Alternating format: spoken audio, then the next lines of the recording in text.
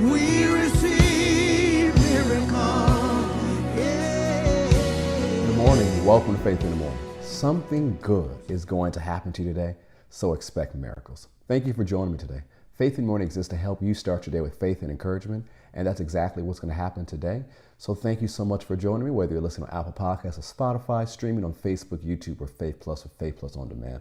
I'm so glad that you're starting your day with us. Happy Good Friday to you. I want to invite you to join us tonight for our Good Friday experience. It's online only. I'll be teaching live. So it'll stream on our Facebook, YouTube, as well as Faith Plus and FCCGA.com platforms. So under the Faith Christian Center or Kerrick Butler pages on Facebook and YouTube, you can join us, or at FCCGA.com. We'll be teaching live, sharing live, praying together live. We'll also have a time of communion. So I encourage you to bring your communion elements and have the bread and the juice ready as we celebrate and commemorate the sacrifice of Jesus and all the benefits it granted us, and we prepare ourselves to celebrate his resurrection. So I encourage you to join us tonight at 7 p.m. Eastern Standard Time.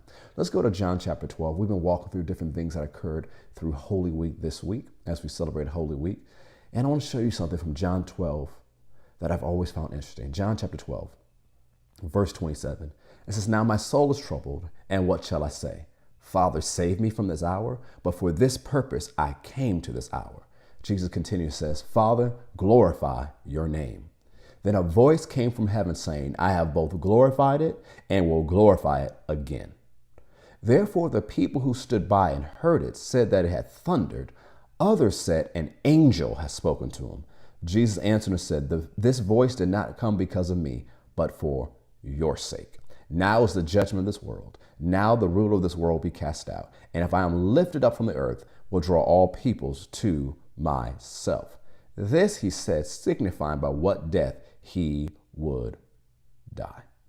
Of course, he goes on and explains a little bit more about what was going to happen with his crucifixion and his coming resurrection. But what's so interesting to me about this voice that spoke from heaven, when God spoke from heaven, we would call it a sign, a wonder, a miracle. But do you notice that not everybody heard the voice? Everybody heard something. Some said it thundered. Others said an angel spoke to him. But those close to Jesus knew it was the voice of God. Look at this. I want you to pay attention. A sign and wonder occurred, but due to the person's spiritual perception, they may have missed what God did. I'll say it again. A sign and a wonder occurred, but not everybody received the full benefits of the sign and wonder.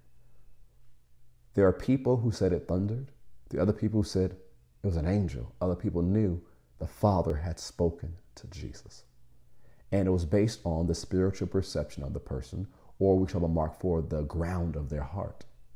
And so a lot of us want miracles, signs, and wonders and things to happen. And those are good. We should pray for them. And we should be position ourselves so God can use us to do miracles, signs, and wonders. But what I want to encourage you today on this Good Friday is make sure your heart is good ground, and make sure that you're always increasing in your spiritual perception. Well, how to do that? Be a person who's in the Word every day. Be a person who prays in the Spirit every day, who has a prayer life every single day. A person who believes the truth. So what is the truth? The Word of God. That's what we talked about in John 17. Make a decision to believe the truth and not to believe lies and fall into deception. Because when you make the decision to live by the truth, believe the truth, have a relationship with God, have a prayer life, and actually live in community with other believers and letting them have access to your life and you pouring into them and they're pouring into you, your spiritual perception will always increase. And of course, pray that Ephesians 1 prayer for yourself and the Colossians 1 prayer for yourself. Because as you're filled with the knowledge of his will, as the eyes of your understanding are enlightened, as you grow in the things of God and grow in the knowledge of the truth, as it tells us in 1 Timothy, your spiritual perception will increase. This is a day for signs and wonders. This is a day for the extreme manifestation of the goodness of God. But I don't want you to miss out on the full benefits. I want you to receive all these full benefits because you daily make sure you're growing and your spiritual perception is increasing. So don't be the people who said it thundered. Although the people who said it was an angel had a little bit heightened spiritual perception, don't stay there.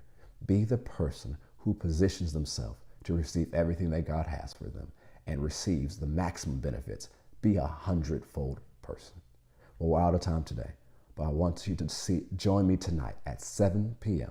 Eastern Standard Time for a Good Friday online only experience. I'll be teaching live. So join me tonight for Good Friday. So go ahead and put it in the chat. Say tonight at 7 p.m. Come on, say it out loud, put it in the chat. Say tonight at 7 p.m.